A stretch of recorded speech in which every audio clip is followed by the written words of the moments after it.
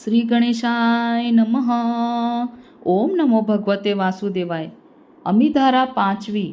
तवा और पतीली।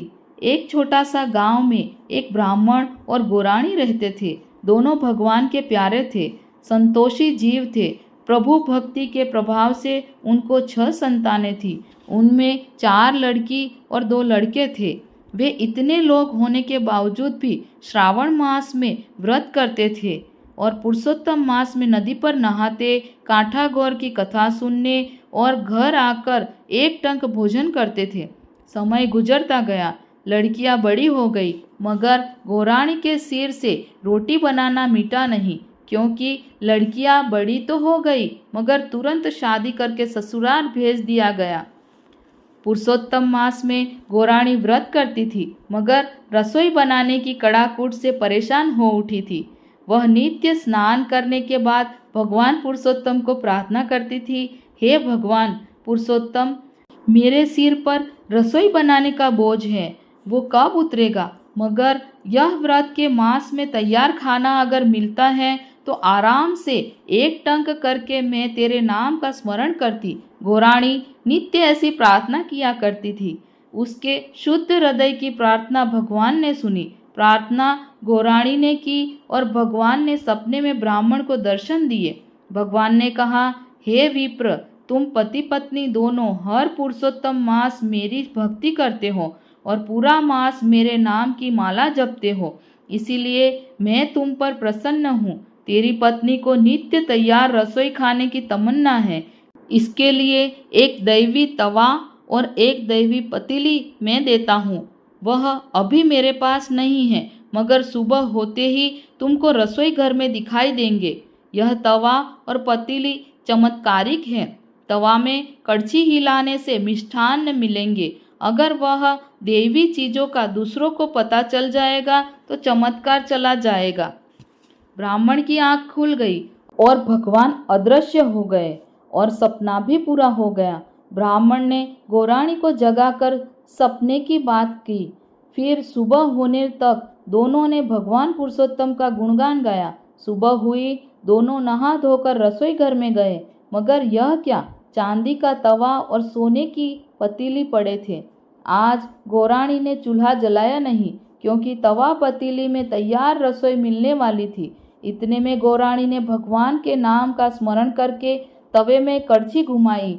तभी उसमें गर्मा गर्म रोटियां तैयार होने लगी।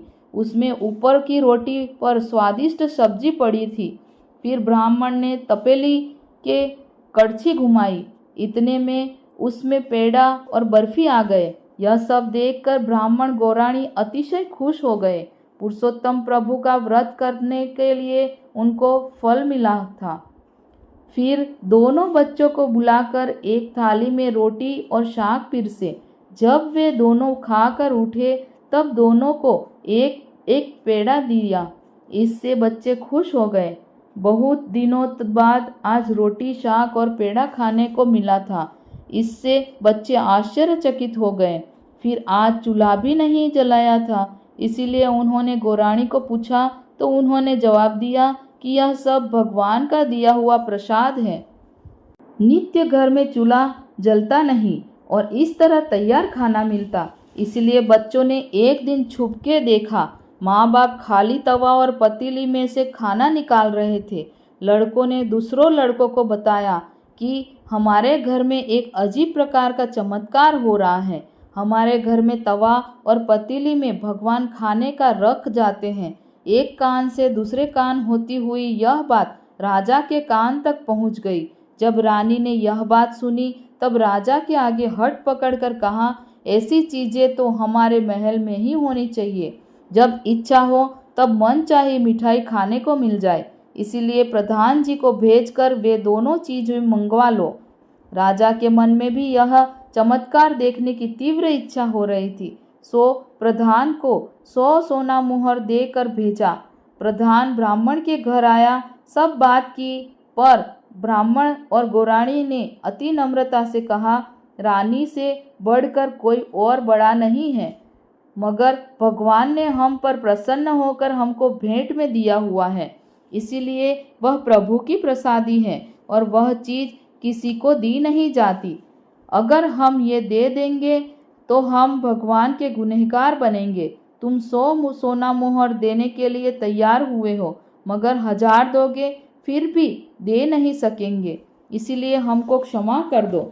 प्रधान को खाली हाथ वापस आया हुआ देखकर राजा को थोड़ा गुस्सा आ गया, इसलिए राजा ने थोड़े सिपाही ब्राह्मण के यहाँ भेजे। सिपाही के सरदार ने जबरदस्ती तवा और पतीली लेने के लिए हाथ आगे बढ़ाया तो उसके दोनों हाथ जकड़ गए। अरे, इसके दोनों पांव भी जमीन पर चिपक गए, न हिले न चले। यह विचित्र दृश्य को देखकर बाकी के सिपाही घबरा गए और दौड़ के राजा के पास गए और सब बात बताई। महाराज, गजब हो गया, हमारे सरदार के हाथ और पग ब्राह्मण के घर में जकड़ गए हैं। तवा और पतीली लेने जाने से उसकी यह हालत हुई है। यह तो मानने में न आने वाली बात थी, इसलिए तपास करने खुद राजा ब्राह्मण के घर गया और तवा पतीली लेने गया तो राजा भी वहां चिपक गया।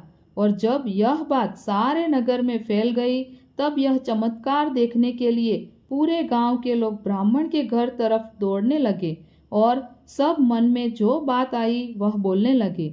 राजा की रानी को जब यह बात का पता चला तो वह भी दौड़ के ब्राह्मण के घर आई। अपने राजा और सरदार की हालत नजर के सामने देखकर सोच में पड़ गई। उसको लगा कि नक्की यह भगवान का चमत्कार है। तब इसने हाथ जोड़कर ब्राह्मण और गौराणी को कहा, जो वस्तु के ऊपर हमारा अधिकार नहीं है उसके ऊपर अधिकार जताया। हमारी बुरी दानत का पर्चा भगवान ने हमको बता दिया है। यह हमारी भूल थी, इसीलिए तुम्हारी क्षमा मांगती हूँ। आप भगवान को प्रार्थना करो जिससे मेरे पति और सेवक सभी सजा में से मुक्त हो जाए। ब्राह्मण और गौराणी ने सच्चे मन से भगवान पुरुषोत्तम की प्रार्थना की तो थोड़ी देर में ही अंतरिक्ष में से आवाज आने लगी, हे राजा रानी, तुम्हें अपनी सत्ता के जोर से गरीब ब्राह्मण और गौराणी को भक्ति के फल के रूप में मिले हुए बर्तन बलपूर्वक ले जाना चाहते थे। यह तुम्हारा अन्याय भगवान कैसे सहन कर सकते हैं, इसीलिए उसकी सजा के रूप में तुम्हारी अवदशा हुई है। इसमें से मुक्त होने का उपाय यह है कि आपको इस गरीब दंपति को 1000 सोना मोहर देनी पड़ेगी। सुवर्ण दान करने से तुम दोष से मुक्त हो जाओगे। और याद रखना कि भगवान के भक्तों को परेशान करने वाले कभी भी सुख पा नहीं सकते। उनके ऊपर भगवान का प्रकोप अवश्य उतरता है। अंतरिक्ष में से आवाज आई हुई अचानक ही बंद हो गई।